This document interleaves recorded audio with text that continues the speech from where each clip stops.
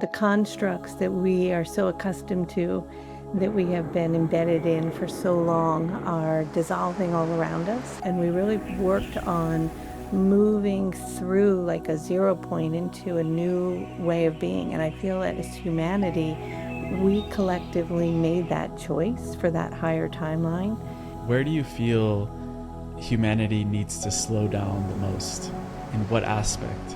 I mean, I know technology for so many is such an addiction, that we're so scheduled out and we're so busy and rushing and have so many things compressing on us, that we've lost this sense of just being in the flow of spaciousness. How do we begin to make more decisions aligned with our own truth?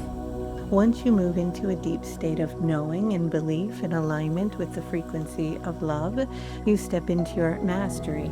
And so you can just whip up whatever you are wanting, because you recognize that you are creating from a state of conscious creation.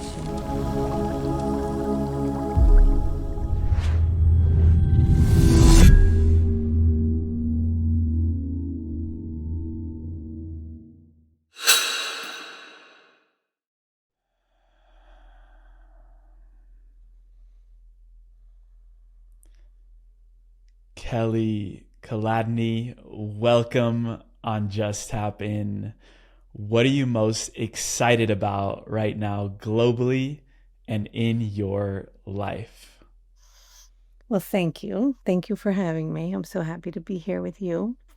What am I so excited about? I'm excited to be alive. I'm excited to be here in this moment during this time of great transformation, to be a witness to what's happening and to be of service in any way that I can, and to bring the messages and transmissions of light and love from Raphael and the other beings to as many people who are open to receiving them.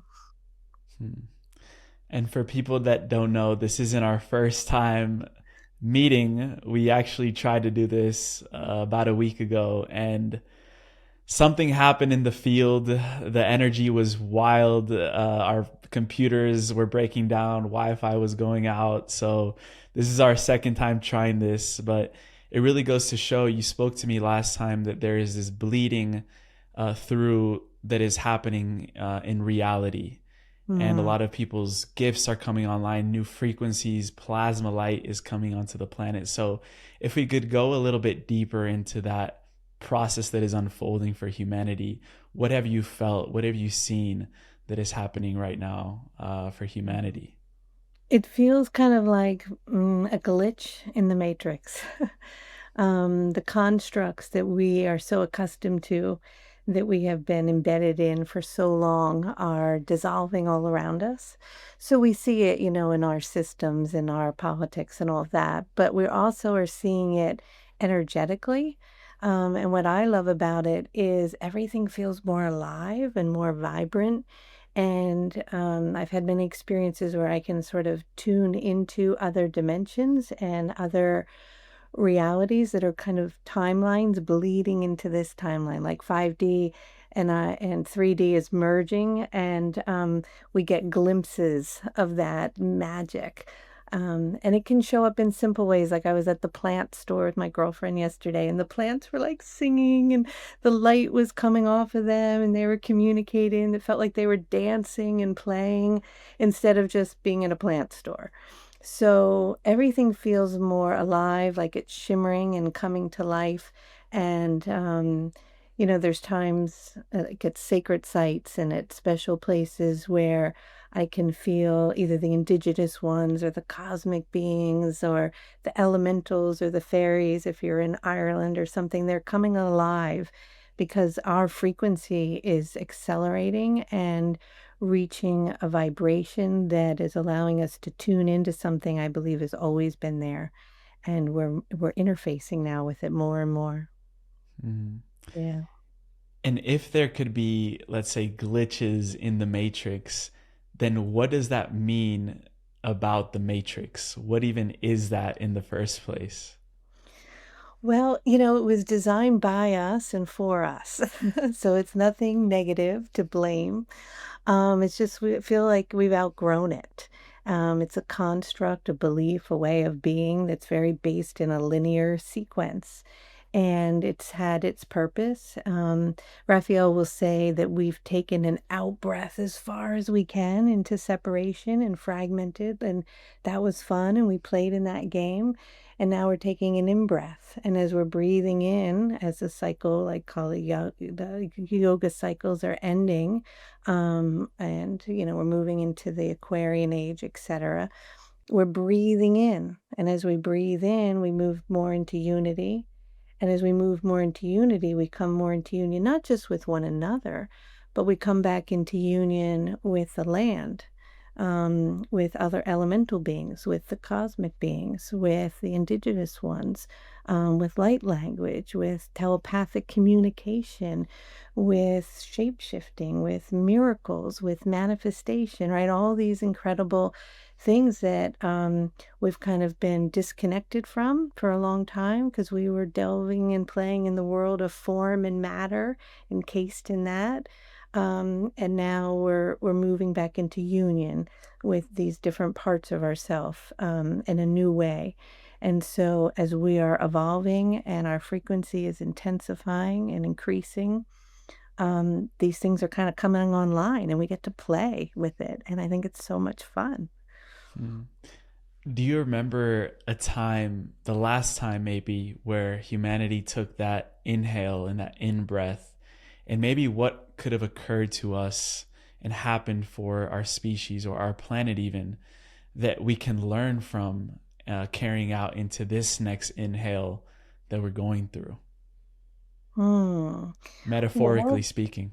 yeah, since I'm not, in the Akashic records at the moment, I could think of times energetically where we were in that union and in that beauty and in that connection. And if we think perhaps of maybe, something classic that we might think of, like during the time of Atlantis, where we got really disconnected and off track because the ego got pretty out of control and maybe technology took over in a way that wasn't interfacing with perhaps, and I don't know, our highest timeline, that it created a cataclysm and, a loss where we had to kind of start over. And that cycle, it appears, has repeated itself over and over and over. And it feels to me, I taught a light code that comes in different codes from Raphael at the end of March, and it was the choice point light code. And Raphael was saying that we, at the end of March, were at this critical moment of choice. And we had many people on the call, and we really worked on moving through like a zero point into a new way of being. And I feel that as humanity, we collectively made that choice for that higher timeline. And some of us are really experiencing it and feeling it, and others of us are catching up to it.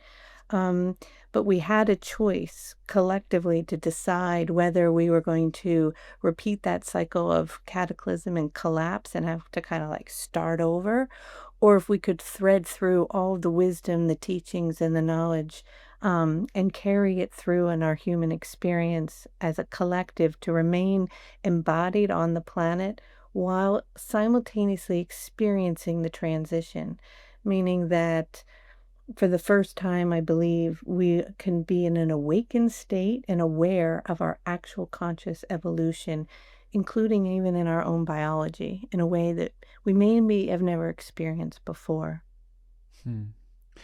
Did all of us make the same choice? Interesting question.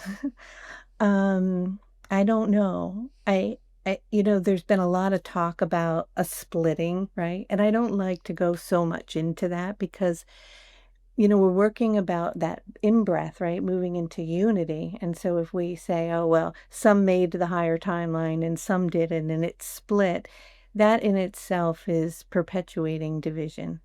Um, because when we really, really zoom out, we're all one entity of energy of light. We are going on different paths through our evolutionary journey. And so whatever timeline or whatever choice one made, I don't judge or isn't perceived from the divine in any way as positive or negative. But it's kind of hard to know because if you've chosen that higher timeline and you're moving into that higher frequency, everything in your reality is going to mirror that frequency.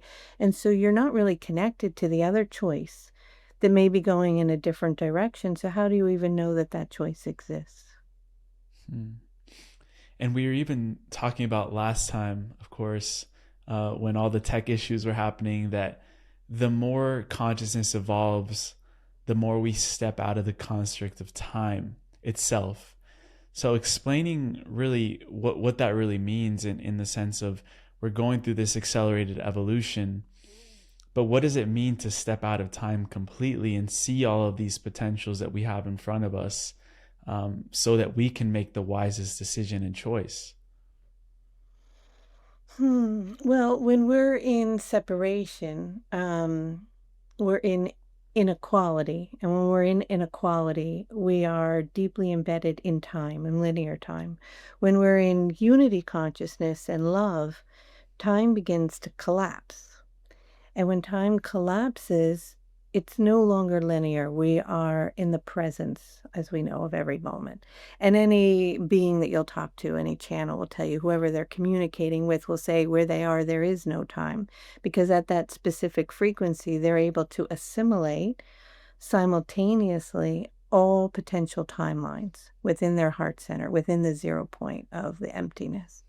And so as we move into those higher frequencies, our need to move through a sequence of linear time will start to become obsolete, and we will move into more of a unified holographic way of perception and reality. And so how does that apply in our everyday human experience? I think what will happen is we'll just have more awareness of spaciousness, less rushing around, more ability to be really fully present in every moment and conscious and aware, and a lot more sacredness. I think will start to come into our reality where we'll perceive, everything in a much more sacred way, in a much more present way, because we won't be worrying about what's going to happen or dwelling on past trauma. We'll be much more present. Hmm. Yeah. What is most sacred to you, Kelly, right now, at this point in your life? Oh gosh. I mean, I don't know how to define everything is sacred. I know my relationship with the earth has shifted recently. Um Much deeper connection to it, like spending more time in nature and like being a hippie tree hugger and talking to the trees and hanging out in that way and really connecting. And of course, just that heart connection with people, whether it's my children or my husband or my family or my friends, just bringing sacredness to everything. Like even these candles, you probably can't see them all I lit. Like I would be more in the past in a rush. And it's like, you know what? I'm just gonna really be tuned in and present. I'm gonna take time and I'm gonna cut some flowers and bring them in the house, and I'm gonna hold my water and pray over it and send it love, and my food, and I'm gonna chew it more, and I'm gonna light the candles and say and just bring sacredness. Maybe make my bed instead of rushing and like making it sweet and cooking and just taking more time to be engaged in interfacing with all the beauty in life. Yeah. From all the individuals that you've worked with, where do you feel humanity needs to slow down the most? In what aspect? I think in all aspects. I mean, I know technology for so many is such an addiction. It's so easy to get caught like in the scrolling on our phone or our computer and hours go by. Or being so busy that we don't have time. Like that people that we love are like, oh, I can see, I just, somebody I love dearly was like, I can talk to you on May 16th when everything slows down. And I'm like, that's not normal. Like and I've done that too. I've been in that space. And I mean, even to call somebody now, you have to text to make an appointment. You can just call people. Right? Like everything is like scheduled to like the absolute degree. I was like, remember you would just like meet somebody for a cup of coffee and take a walk and like it wasn't like planned 2 weeks in advance. I think that we're so scheduled out and we're so busy and rushing and have so many things compressing on us that we've lost this sense of just being in the flow of spaciousness and synchronicity and magic to me comes when we can take that moment to take a breath and just see what shows up. So I think just maybe scheduling for people in their calendar, spaciousness, some big X's. Like Schedule I'm in meant time for slowing down. for slowing down. Like I'm putting it in my calendar, I'm doing nothing. And whatever shows up, shows up. Yeah. Some more nothingness, I think, would really help a lot. Hmm. How do we begin to make more decisions aligned with our own truth? I can keep asking when we make a decision, what is the energy the decision is being made from? Is it being made from really an authentic place and the trueness of our heart, or from love, or to be of service, or to help humanity, or to create, or to do something? Or is it a decision we're making to get something to feed our ego? Or is it because we're afraid of something, or it's based in fear? So I think if we can get to the reason we're making the decision and notice if it's in alignment with love, that really helps to guide us forward. Yeah. Hmm. Mm. Yeah, so you had a pretty unique experience in your 20s when you started opening up your channels, and certain strange things started to happen, let's say. And one of those strange things was that the Archangel Raphael started to make a link or a connection to you, and you started to merge with his energy field. What were some of those early teachings that you can remember that Raphael was transmitting to you that have really set the groundwork to where you are right now, and what you are leading for people to embody?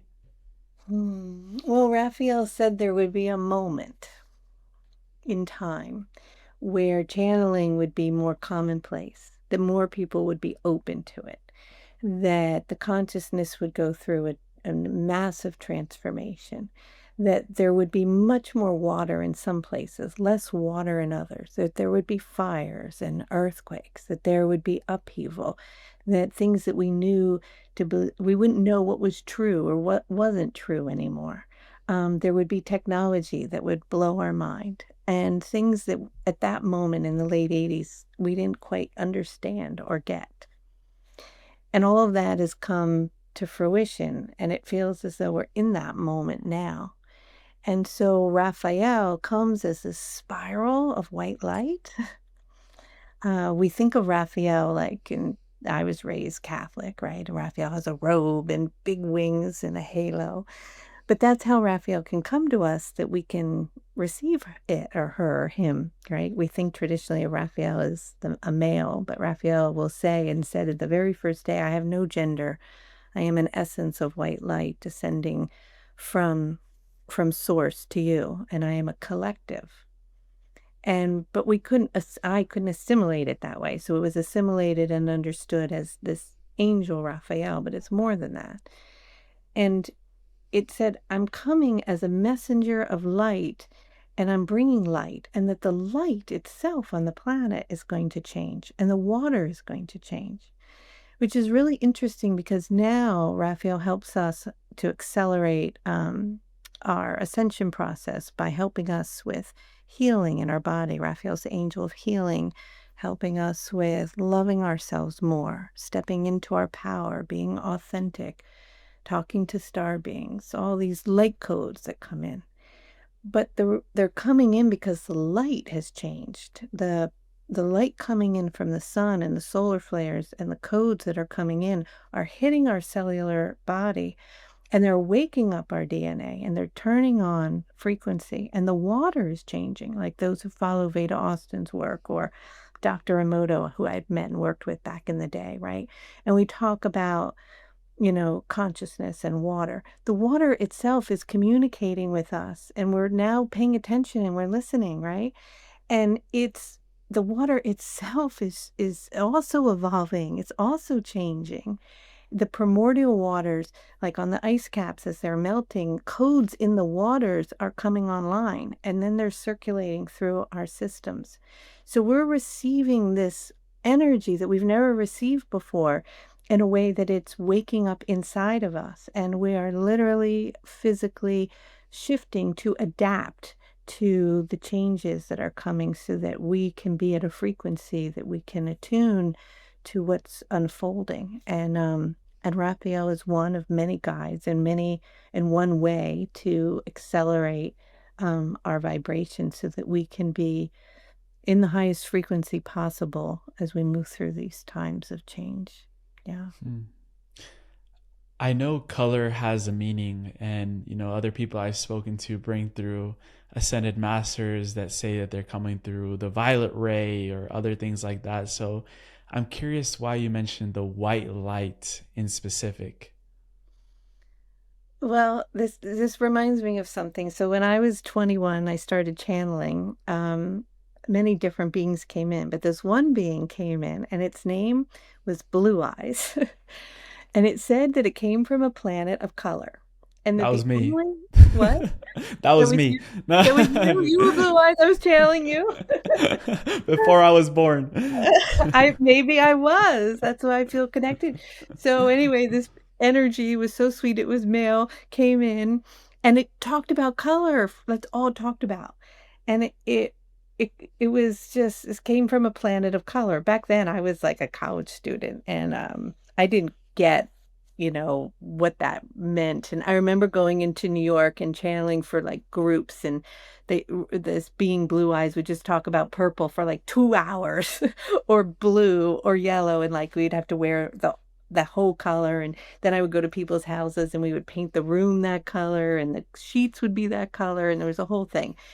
And they said at that time that a new color was going to come, but of course you can't describe a new color, because how can you know what a new color is if you've never seen it before?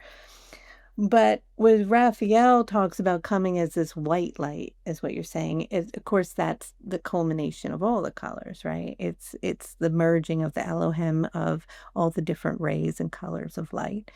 But color is something that I think as we move forward on this evolutionary journey, we're going to, just as we are now having more and more understanding, and it's coming into our reality around the water and how it's consciousness and how we can connect and communicate and send messages and can talk back to us and all of that, which is amazing, and how it responds to music and thought and all of that. We're going to start to also have that relationship, I believe, with color, be able to communicate with it, understand its purpose, like when spring comes and the colors are a certain frequency, what that does to our body, what fall does to our body, what it means to be saturated in a certain color or to wear a certain color. And the same thing with light. We know that we can communicate with water, but we can also communicate with light. Light can come in and show up somewhere, even a beautiful light dazzling on your wall. If you can start to tune to the actual light, you can begin to communicate with it. You'll notice it will dance with you, it will send you messages. And that sounds crazy and so far out, right? But it's true. And that's even like the experience with the plants the other day. I think we're going to start to come into relationship with sound more, with color, with the plants, with the earth, with water, with all these things. And so it's pretty exciting. Hmm. Yeah, it almost seems like the ways that we communicate are evolving as well. And in our first round that we tried to record, you said you're really excited about telepathic communication. So I'm wondering, when we're talking about different ways of relating to others and the world around us, what is that hidden ability of telepathy that is sort of coming back online for people now? Yeah, I think it's something that we're taught that it doesn't exist. And so the belief system in the collective is so strong, like you can't talk without communicating. And I think we're starting to realize, of course we can, right? Animals, like many dogs will know that their owner is coming home when the owner gets in the car, right, to travel from the office. The camera in the house will go and be waiting because it's telepathically connecting. So it happens in nature all the time, but somehow we've thought, oh, well, we can't do that. But when we decide that we can and we decide to practice, so many of the children coming in now can do this naturally. But I started communicating. My friend Debishri, who I work with very closely, was on a mission out on a boat in the Arctic. Actually, she had met up with Mateus right before that, synchronistically, and she had carried this egg that I had carried for 30 years to drop at the summer solstice. We were doing this big activation, right, for the summer solstice. And I had to talk to her, but I couldn't talk to her to tell her like where she had to go out into the Arctic to drop the eggs, and the whales were coming. And so I had to talk to her telepathically. I had to communicate with her that way. So we set a time, at the certain time every day.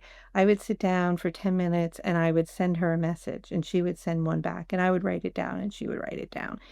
And we started to create this link energetically between the two of us and communicate, so that when the summer solstice came and I had over 1,000 people on the call and we're doing the big activation, that we were syncing up. So when we were all praying and doing the activation, and she was in the Arctic dropping this beautiful magical egg that I'd carried for 30 years to activate this light in the poles, that it was synchronistically happening, and it did. We were able to hook up later when she got back to land and we talked. And since then, we've had these magical experiences between the two of us where all of a sudden I'll just hear a bleed through, like we were talking earlier when the Matrix, like a bleed through. I'll hear music, and I'll text her on WhatsApp. I'm like, "Are you listening to blubbity blub?" And she's like, "No way, you're kidding me. Like, I don't believe it." I'm like, "Yes." Or I'll hear her kids say like, "Mom, we have to go to dance class," like something arbitrary. And then there was this moment where I was with my kids and my husband. We were in Italy, and I'm in like a bed Airbnb, and there's this piece of furniture, and she's like, "This is really weird, but I visited you last night, and there's this piece of furniture," and she described it to a T. Right. So we were telepathically communicating and having this experience, but I think it came about because of a couple things. One, what we were doing originally was for a higher purpose, to be of service, right? It wasn't just like a game. We were doing it to connect. It was we were working with the grid around the planet. But when we had also were practicing, like we were intentionally taking the time out to do it, and then it created this energetic link, and it opened these pathways for telepathic communication. Now, when we got back engrossed in 3D in our life and whatever, it hasn't been as strong. And she's now in Mumbai and I'm here, and we haven't been practicing, and we fell a little bit off the wagon. But in a second, I know we could pick it back up again. But we have to make conscious choice and intention. And I think the purpose of what I'm sharing here is that when we consciously choose to do it and we give it time and energy, I think it's right there. It's right there. It's also like practicing any skill, right? If I don't shoot free throws for basketball for 3 years and I try to go back to it, obviously there's muscle memory, but we have to continuously show up and also set the intention of wanting to acquire those sets of skills. So, one of those for you as well is channeling. And I would love to also now open that space to bring through Raphael and tell us a little bit about how that process for you unfolds, how you get into that state to receive that energy. And then we can follow through with some questions for him as well. Him or Okay. her? They, them. They, them. I always say her because I'm a her, but traditionally we think of Raphael as a he. Mm. So yeah, how I channel is I simply close my eyes. I make this sound for whatever reason I have to make. My body rocks back and forth, my hands move around, I look a little crazy. And then the angel Raphael says, hello, and you say hello back. And that's how we energetically connect. And then sometimes Raphael is a message, sometimes Raphael just says, what is it? Like, what do you want? And then you get to ask whatever you want. So Yeah. we can do that. All Well, right. what's interesting before we get into that is an anecdote from our last conversation is actually there was a specific message that came through for me personally. And obviously, like, I want to be as transparent as possible. So if that message becomes available again in this Mhm. conversation, just letting you know that I'm super open to receiving that, sharing that with our community as well, because it was very powerful for me and definitely moved a lot of fibers uh, during and after as well. Okay. So Mm, we'll just, whatever's meant to be, we'll go with that. yeah, beautiful. Super.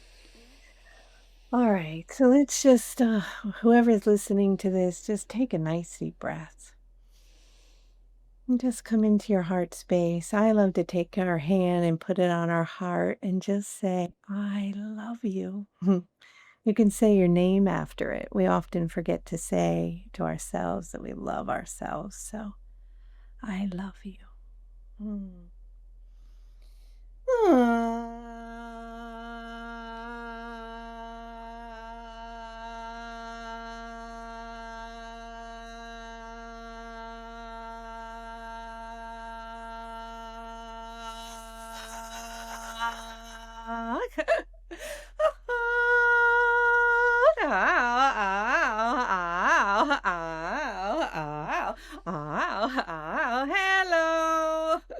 Hello. Hello. Hello, hello, hello, hello. Ow. We are very delighted to be here with you and to attune to you and your energy and all of those who are aligned with your frequency and listening to this information at this moment. And recognize that in our last transmission, there was some interference as very powerful cosmic beings that were star-like, that came from other star systems were here, and the interfacing with that technology was a bit difficult, and so we are apologizing for that. However, we are here and present today without interference to communicate with you about whatever it is you are wanting to talk about. And so, hello. Hello. Thank you, Raphael, for being here. The first question that I wanted to open up with is, what does the collective energy field of humanity feel like to you right now at this time? Hello, beautiful family. Quick one today. I just wanted to take a moment to thank each and every one of you that have subscribed to this channel. Your subscription means more than you know. Even though it's free, what you're doing is you're empowering a whole channel to be able to do this every single day and continue showing up in the way that we can with all of our resources on hand. Thank you for contributing to the growth of this channel, for sharing it with the people that you love, for creating a conscious movement of individuals that are seeking the sovereignty and the divinity of their soul. This is why we're here. And if you haven't already and you're enjoying this content, I invite you now to look below on that little button that says subscribe and welcome you properly to this community. Thank you for being here. Thank you for being who you are and being pure love and radiating that with everyone that you see. Back to the episode. Oh, oh, oh, oh. Well, it has pockets, envelopes of light, of different pockets within it that vacillate between different frequencies. And so when I am here and tuning here, I feel a specific vibration. And perhaps I might drop into a place in where there is a war and there is great density and sorrow and pain. And the envelope of energies or light or what you perceive as frequencies in those particular pockets vacillate differently and are different octaves from where it is that perhaps others are. And so you are like spheres of music popping around in different bubbles of energetic systems containing different frequencies in which you are moving and evolving through. And so it is a great variety, for there is a lot occurring on your planet at this time. But what it is that we can tell you from our perspective, that as a collective overall, there has been a great shift, a lifting in your frequency as more light is emanating around your planet than has ever before, and that we are here encouraging you and loving you with great interest in the evolution of you as your process that you are all experiencing, and here to support you in whatever way we can. Mm.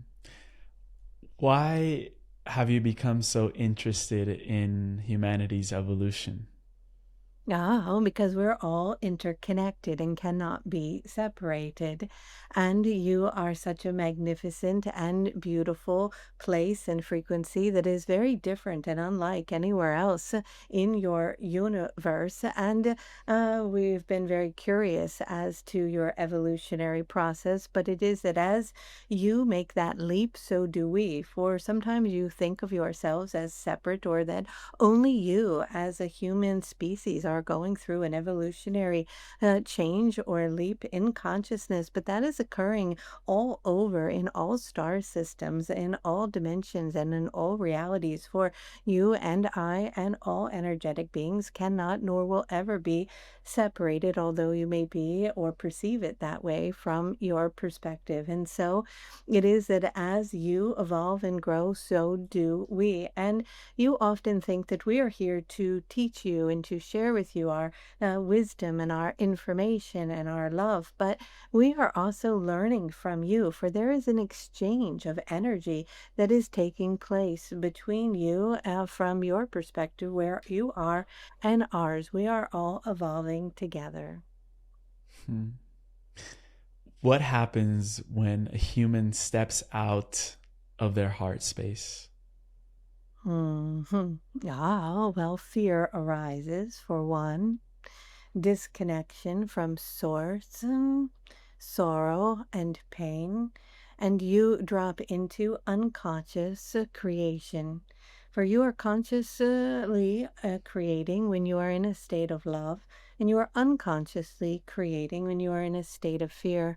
But you are always creating, and so when you are in fear, you are creating from an unconscious place in which you become a victim in your perception of your experience and the mirrored reflection of your reality as you perceive it as separate from you, for it creates deep separation. But when you are in your heart center and you are operating from the frequency of love, you are moving in a conscious creative place, and you are tuning into your mastery, in which you recognize that you are never nor have ever been a victim of anything, and you are able to consciously move forward in your creation process. Hmm. What do we have the potential to become masters at? Wow, wow. Well, you've been masters of everything. You've experienced all of it and done all of it before. And so the potential is infinite. Whatever it is that you can imagine that you can do, you can do. Whatever you can bring into your idea of your thought and imagination can be, because the creation comes from that thought pattern in which you add sound and feeling and emotion to, in order for it to become into form that is a mirrored reflection in the holographic field, that it becomes your reality. So you can create, do, become, feel, experience anything once you move into a deep state of knowing and belief in alignment with the frequency of love. You step into your mastery. And so you can just whip up whatever you are wanting because you recognize that you are creating from a state of conscious creation. Mm. What ancient energies are resurfacing right now on the planet for this time that will be Ah. needed in the times to come? Oh, so many. For many things will be revealed in coming months and years that have been dormant or sleeping will come into your reality. There will be many innovations and discoveries, such as the ones you are starting to tune in Turkey around many of the ancient sites there, or in Egypt, which of course all of you love so much. But many other things will be discovered not only on the land and beneath the surface of the land, but within the water itself and inside the woods.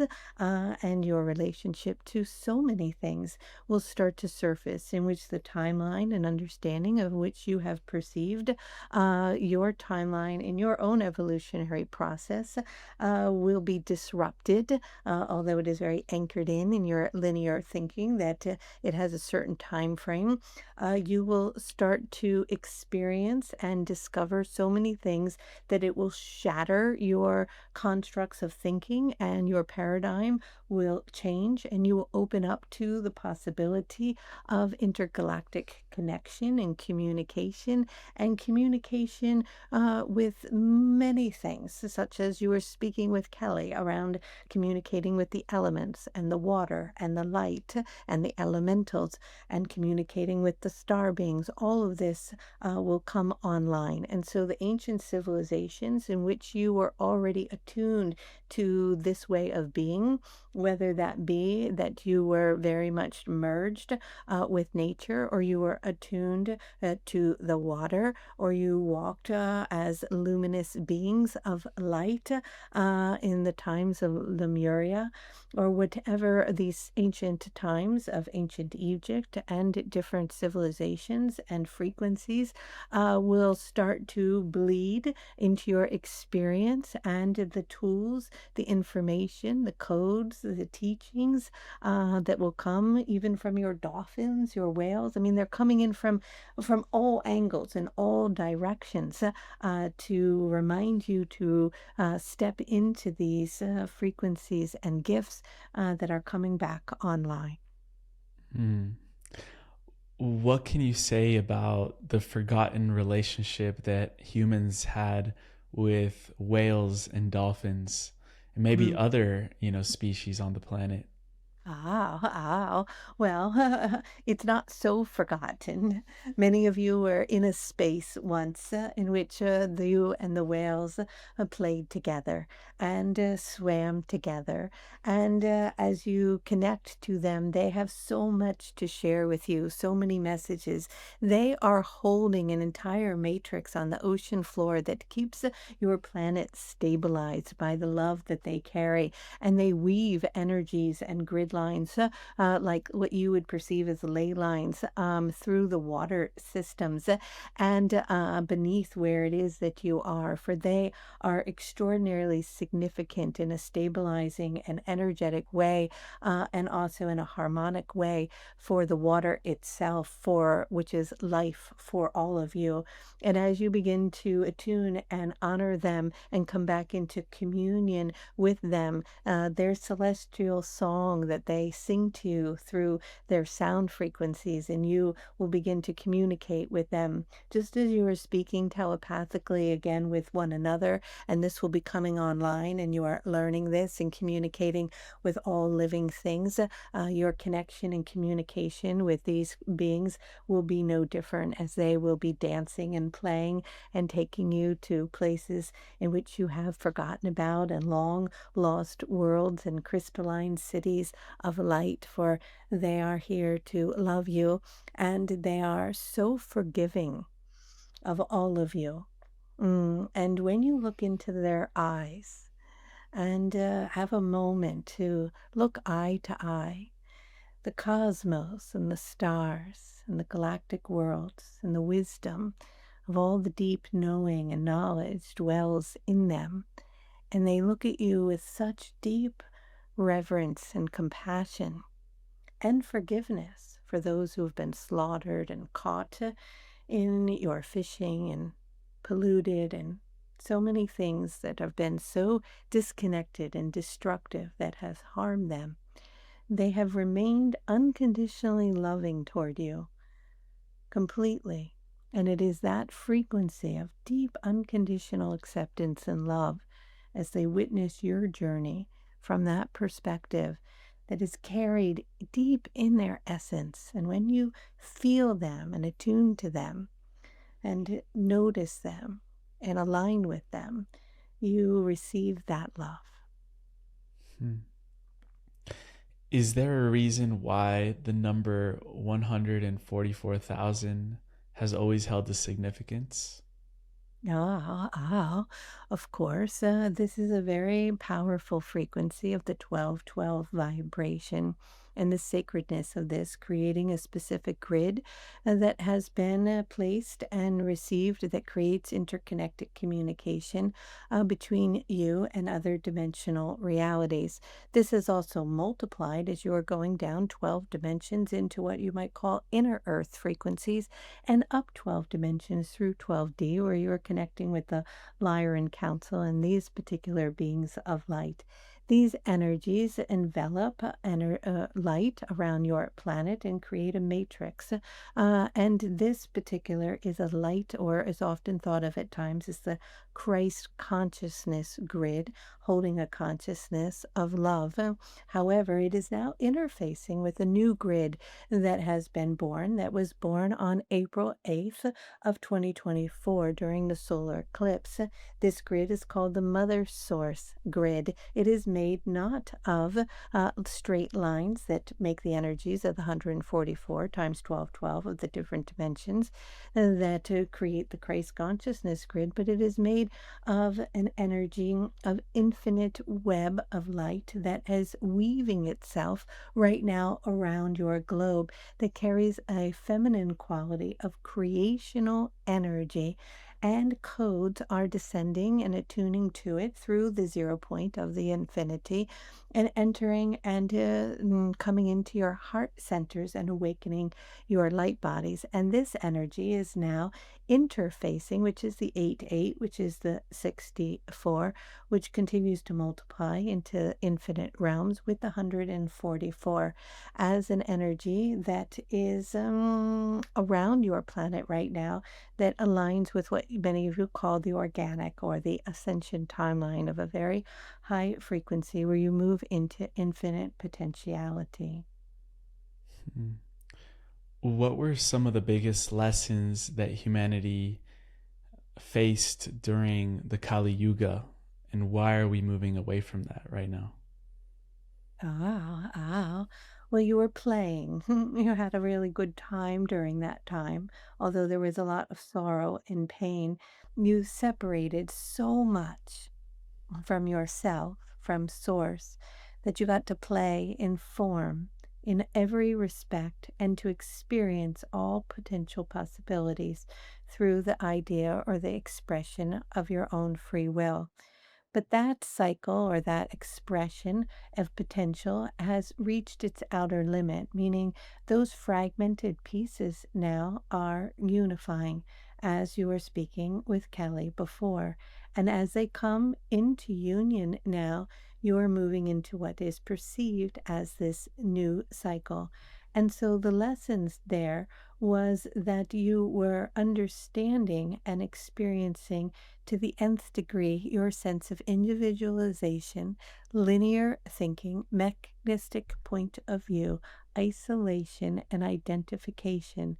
And you are moving now back into unity, connectedness, collaboration, a sense of understanding of you as one pulsated frequency, unifying into the vibration of love. Both are value and valuable, and both have been participant in the support of your evolution and experience as a collective. Hmm. What are the plasma waves that we talked about with Kelly? What are they doing to our biology, our energetic systems, our emotional systems, basically everything that comprises us as humans? Ah, they are releasing density. So you might feel a lot of emotion. The plasmic light is coming in and it is hitting any place within your body on a cellular level or in your tissue or in your organs, in your DNA, in your emotional body that is containing or holding a heavy or density vibration. This vibration may be based because of a trauma or an experience or feeling a victim to something or a disease or grief or feeling unworthy or invisible or less than. Many different vibrations that hold you in this old paradigm or construct. And so when this light comes in, because it comes in at such a high vibration, these denser frequencies are kind of bombarded in a sense by this light, and it forces an awakening and an opening. It's like a capsule opening inside, and there's a great release of these energies, and they begin to be released and merged back into source, where you are no longer needing to carry them within your energetic body any longer. And subsequently, the result of that is you begin to contain or maintain more light in your body. Hence, you become more of a light body, and you are operating at a lighter or higher frequency. And so, as this plasmic light that is coming in and spiraling in from your galactic core through your great central sun, through what you perceive as your sun or solar flares, hits the body, it opens up and releases energies. That's why so many of you are experiencing crying or emotional outbursts, or trauma is coming up, or surfacing of old memories, or releasing patterns that you have carried in this lifetime or other lifetimes, or old belief systems or stories that you have been living in and operating in for long periods of time. When the light hits it, it brings it to the surface. It's like putting it up on a movie screen for you, right in front of you, and you have to look at it. You have to see it, or you can choose not to see it and turn away from it, and then more light will come in, and the wake up call will get more intense or stronger, or it might propel you into something that is very intense or difficult to force you to awaken. But this energy is awakening you to the release of things that are no longer serving you, that are heavy or dense, that you can now let go of, that you simply don't have to be in alignment with anymore, so that you can move into a lighter state of being and more of a harmonic vibration. Are there ways that we can resist this light that is coming in? And how can we open up to receive it even more? Ah, of course you can resist it. You can hold on very tightly to what has been familiar, because it requires a surrendering and a letting go, because it is a change. And so you're seeing change everywhere on your planet, and things are moving rapidly and accelerating and changing so quickly. And it can be frightening, because you might have been used to a certain job that you had, or a certain financial system, or a religious way of being, or an educational system, or so many things, or that what you were listening to you knew was true or not true. So many things are changing so rapidly that it is like the earth is shaking beneath you. And so, of course, there can be a human element that wants to hold on to the familiar, to what I knew. Well, it has to be this way. But that way was much more black and white, that someone was right and someone was wrong. It was based in a linear mechanistic viewpoint. and it's dissolving. And so the more you hang on to that, you want things to be the way that they had been, or that they should be, or the way you think that they are going to be, or that the way you think is right and that they are wrong, or in a political system that I know what is right and they are wrong and it is only my way. That when you hang on to the past of what, how, and things should or could be or were, that makes you feel safe, you resist the light coming in, and so it will keep coming in until you surrender to it and just let go and open and relax into it and trust in the divine, in the light, in the universal wisdom, in the purpose and the unfolding of what is occurring. And you begin to perceive and approach your human experience with an understanding that this energy is with you, it is a part of you, it is within you, and it is working for you and for your highest good.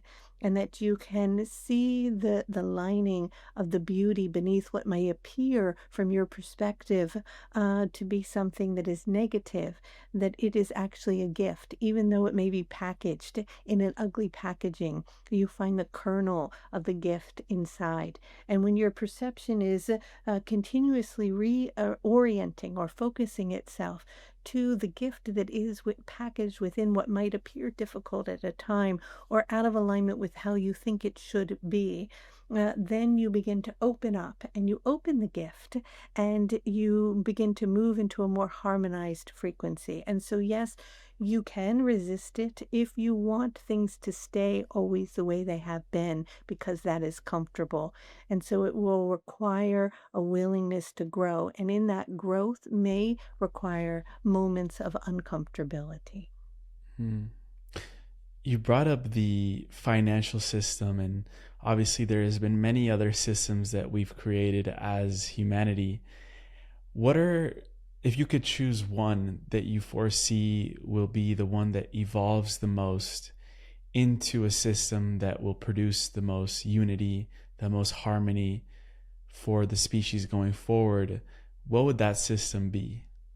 Oh, well, we cannot choose one because they are all interlinked together.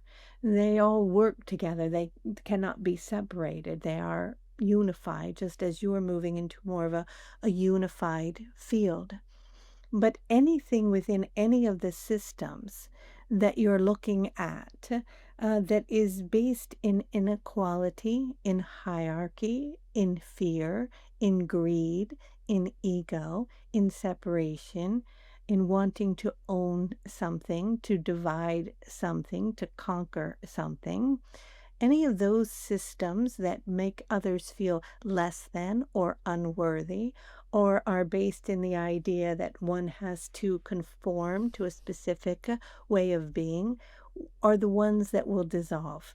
If those systems, whichever ones they are, can adapt and can modify and can to move into a more unified way of creating equality, love, understanding, collaboration, connection, communication, and honoring in a sacred way, their need to dissolve or to fully collapse may not be necessary. They may be able to evolve in a way that is more with more ease, so that it is not so shocking to all of you.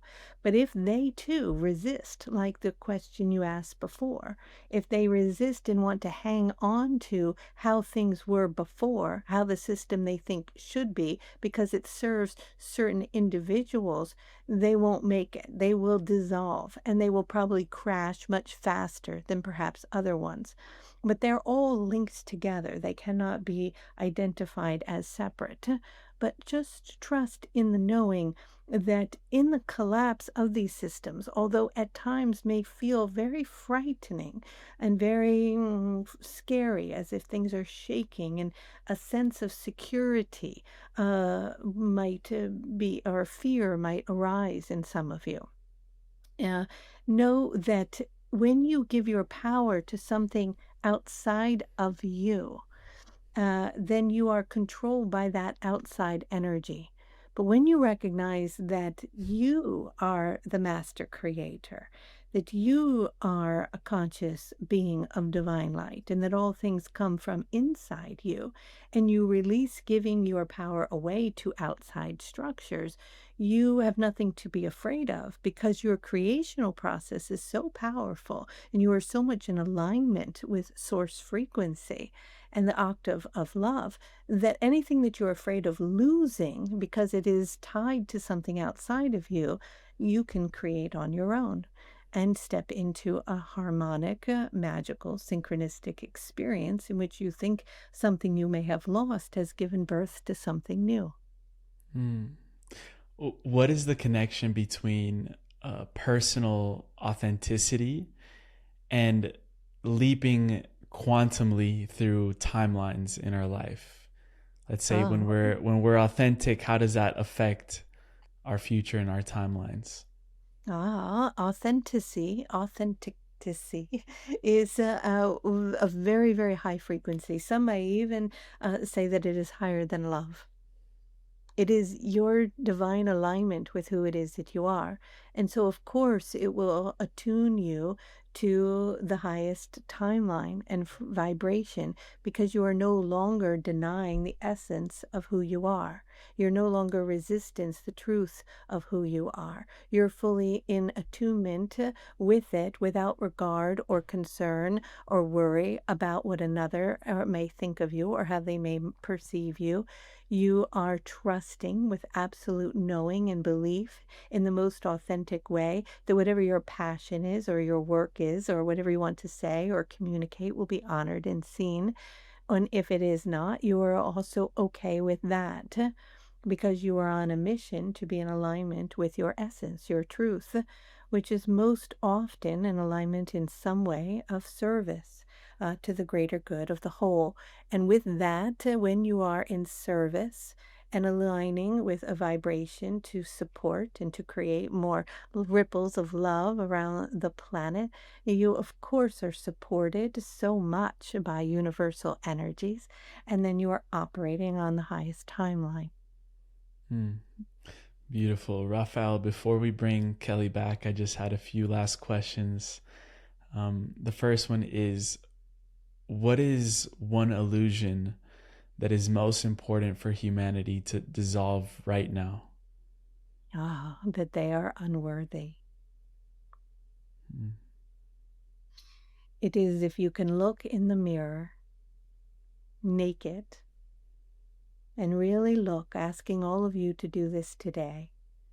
Take off all your clothes and look in the mirror and into your eyes, what you might call the essence of your being. And just say, I love you. And notice if a judgment comes up about a role or a wrinkle, or that you're unworthy, or that you didn't work hard enough, or you didn't make enough money, or that something's wrong, or you said something you wish you hadn't, and you just let that go, and you accept and adore and love who you are. Like, really love yourself. Because when I see all of you, I see this divine spark of perfection. And you have always been worthy because you are actually the divine. And when you can remember that and love yourself completely and fully, all those other energies will just fall away. And that energy in which you've been holding on to, that you're not enough, is truly an illusion. So, with that, I send to you all of my love and all of my light as I bring spirals of energy and codes of light to descend into your form, awakening you so that you can remember your own divinity. Many blessings and good day. Hmm. Thank you.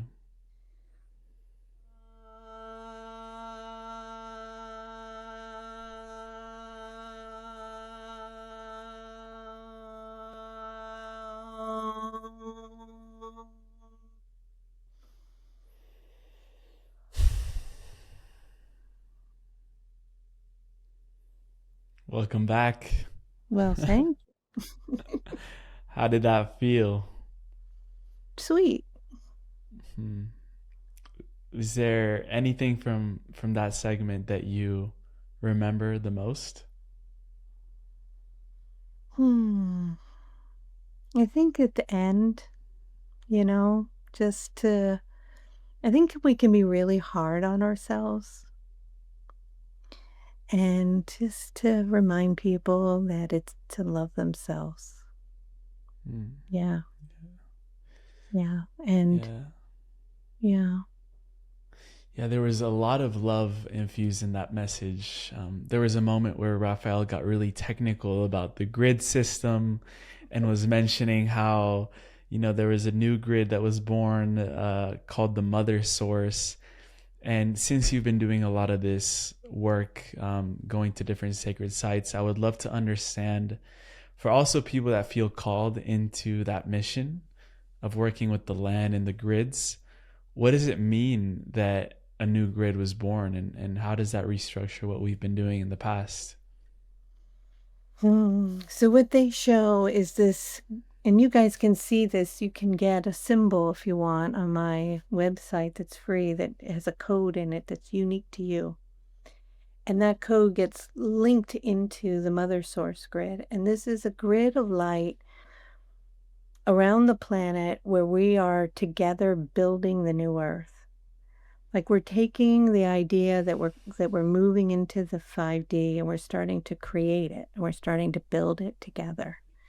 Like right now, today in class, we had people building outside on the land sacred infinity symbols. And some people made just some little things out of like, um,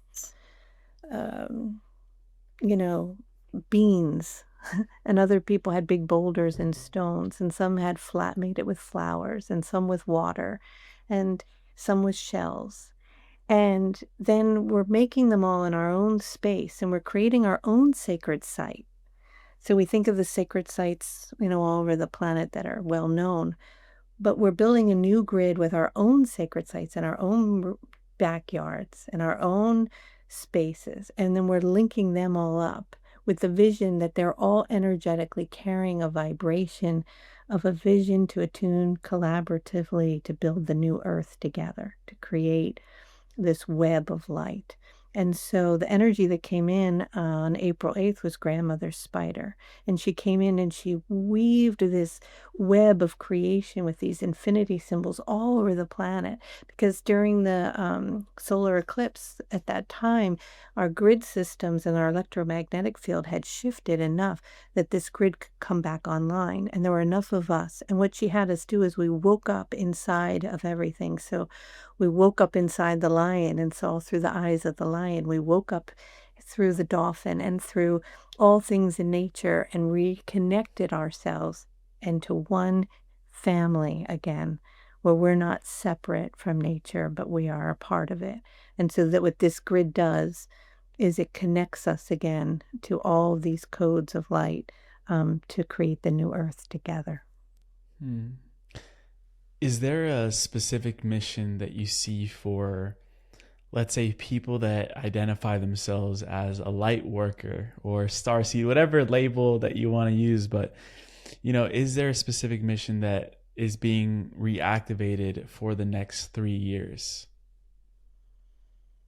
I mean, I think to help each other hold the vision, because we can all fall off, right? Like we'll tune into the news and there'll be some crazy thing happening and we'll panic, or people will worry about something, or you can get into the yada yada or the gossiping or the whatever, and your frequency drops. And then you're like, I can't believe I did that. And so we can help each other as light workers stay accountable, to continue to hold a higher vision, to stay in love, not to drop into fear. And when we notice one, in another, kind of really dropping into that old behavior or old way of being, or talking negatively or whatever it may be, just say, hey, let's, just kind of shift the energy and focus to holding the higher vibration. And I do this myself. We all do this, right? Something will happen in the external world, and we'll be like, oh my God, the world's going completely nuts. And what do you think's going to happen? And people are always looking for predictions, like what's, They wanna know what's the thing gonna be, big headlines like clickbait, right? But that's just perpetuating more fear and creating what we don't wanna create. So if we can help each other when we fall off the wagon kind of and we drop into those lower vibrations to hold the higher vision of love and what we do wanna create, I think that that's, a responsibility of light workers and star seeds. Hmm. What is a vision of the new earth that has resonated the most with you? Hmm.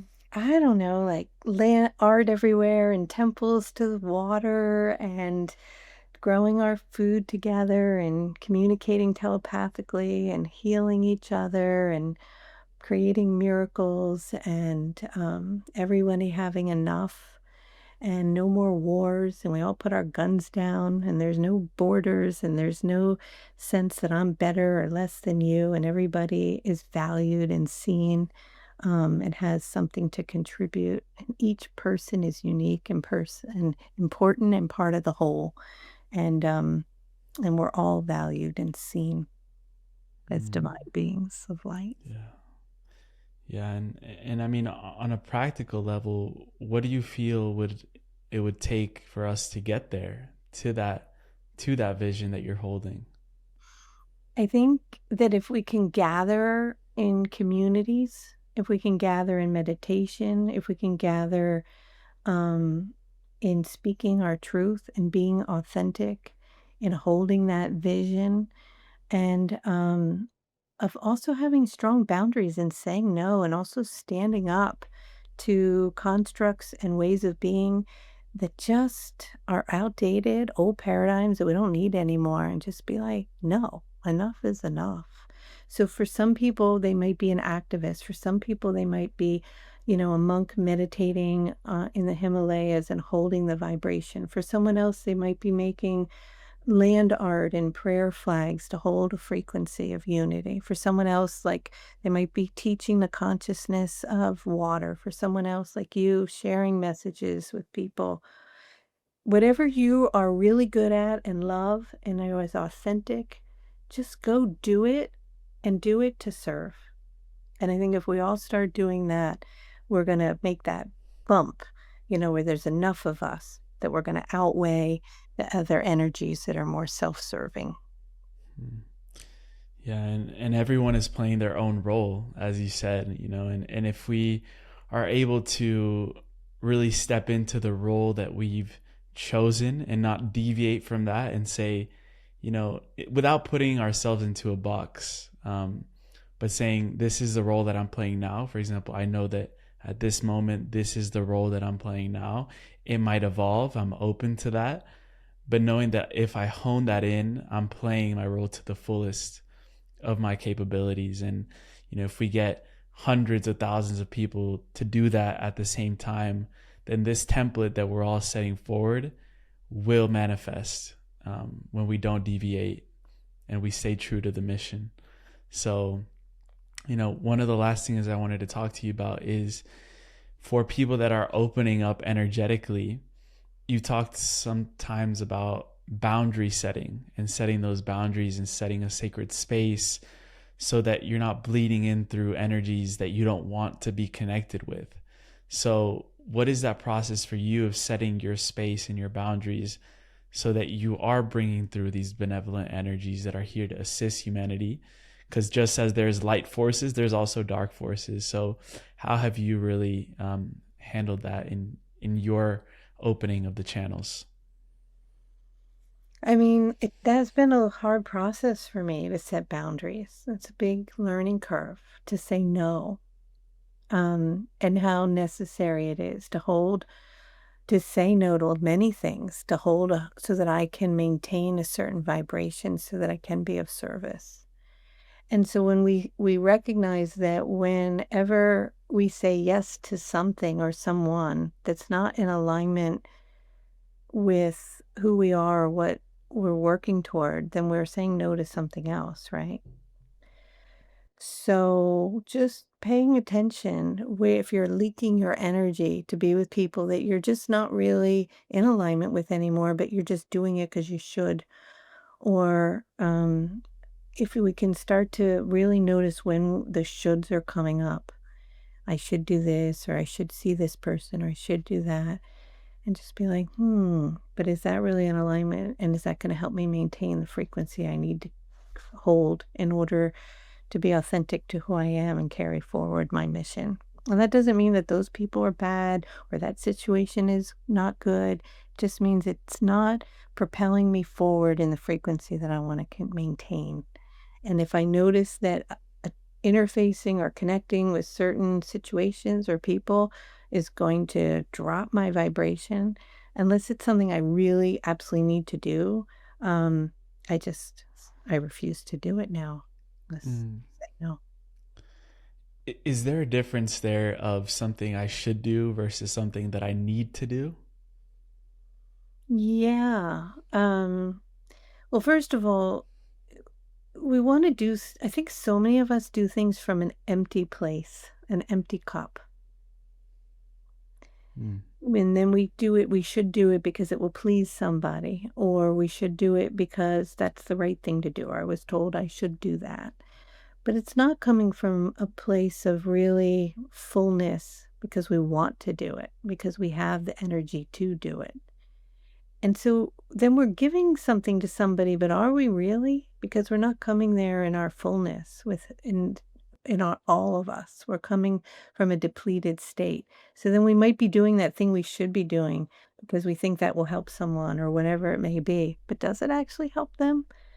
Because we're not coming from a place that we really are wanting to do it. Now, of course, there's situations you might not want to pick up your kid from soccer practice, or you might not want to, you know, wipe your mother because she's sick in the nursing home, but we do that because we love them. And those are shoulds. It's not like we should just only do what we want. That's not what I'm saying. But there's a lot of things in life that we do because we think we should, Yeah. and because we feel and empty and exhausted. And my new motto is, unless I'm like, yay, I really want to do it, I don't do it. Yeah. We are on the same page, Kelly. It really spoke to me when you said not leaking out our energy. And, to really hone that in for people, what are some of those ways that refuel your energy instead of leaking it out, so we get a sense of an example from you of the ways that you manage your energy as well, and how you prevent any leakages in your energy field?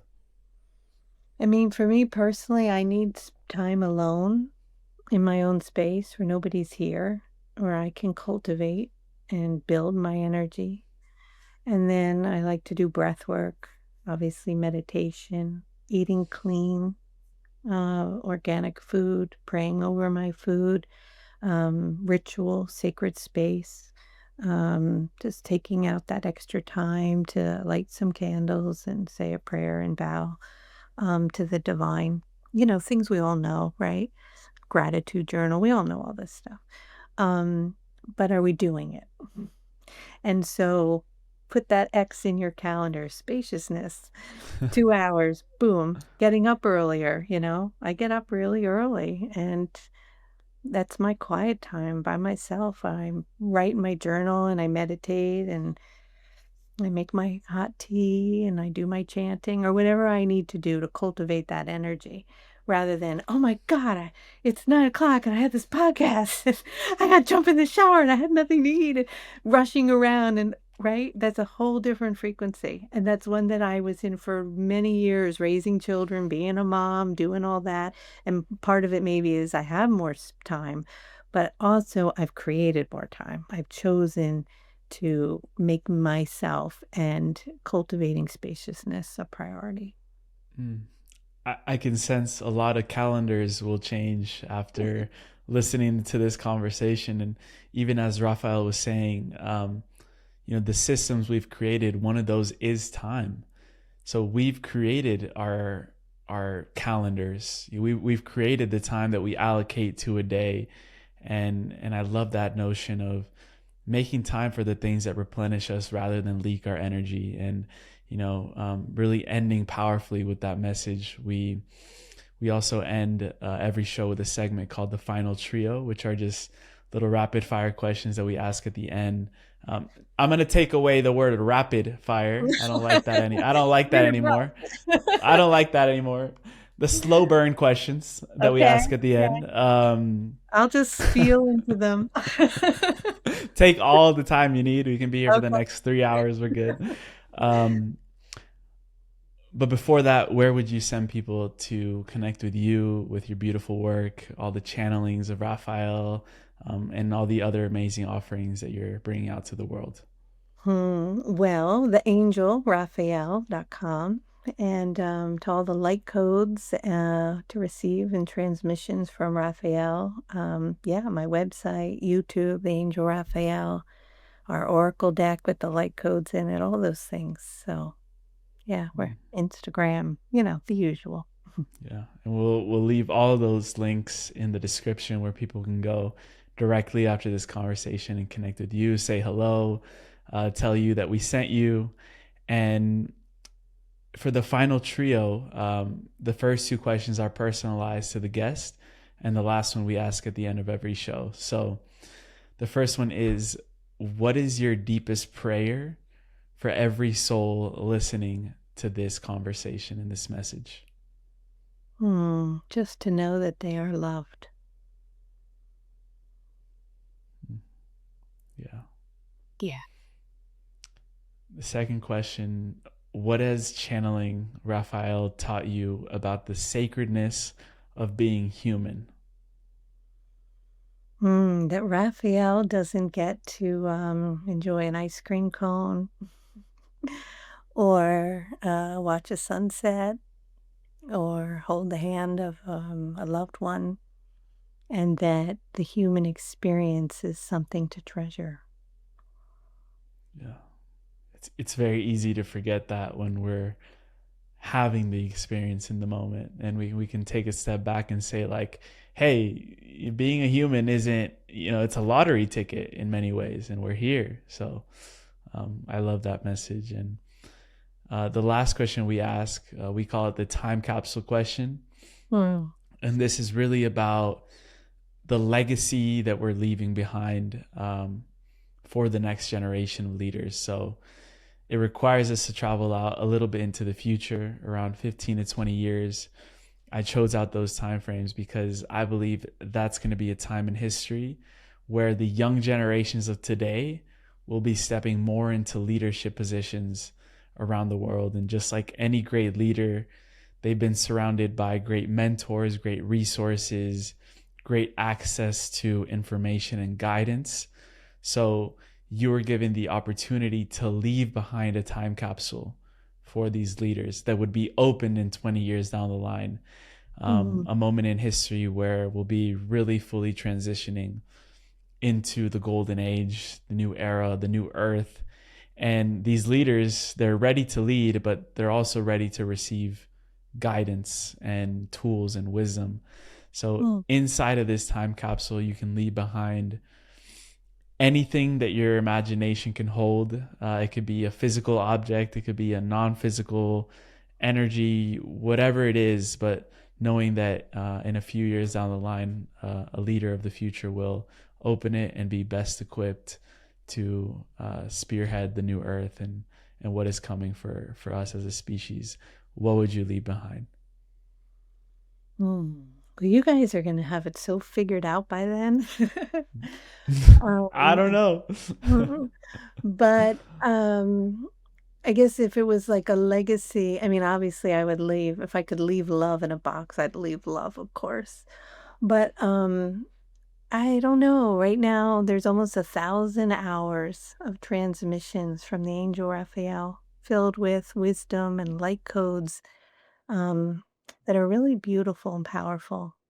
And so I think I would leave those transmissions in the time capsule for everyone to enjoy. And maybe I'd leave some love letters. Mm. um, To who? to you guys, to remember that love is what binds us all. And maybe I'd gather love letters from all around the world of people who are madly in love, and just, like those old-fashioned love letters that had the stamp on it.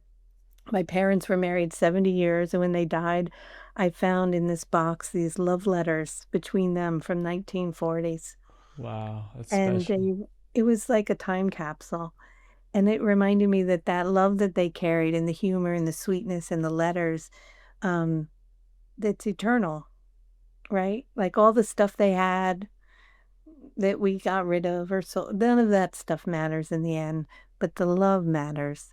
So if I could leave love in a box and the Angel Raphael's transmissions, I think that's what I'd leave. Mm. Such a beautiful way to end it, Kelly. Thank you so much for your radiance, your light, your presence, your energy. You have beautiful energy. It's been such an honor to hold space for you. I feel like it was divinely guided. The second time around was a whole different energy, and the gods of technology supported us today. So I appreciate you. I'm going to try to find, let's see if I can recuperate the original file of that message that was given to me and share it with the community. We'll see if we can put it in the episode somewhere. But thank you again. I would love to continue our conversations, continue this collaboration, and hopefully very soon. So I appreciate you so much. I appreciate you, and keep being this beautiful light that you are and doing what you're doing. It's good stuff. So I'd love to be back. Love you. Of course. Much love. Thank you. Okay.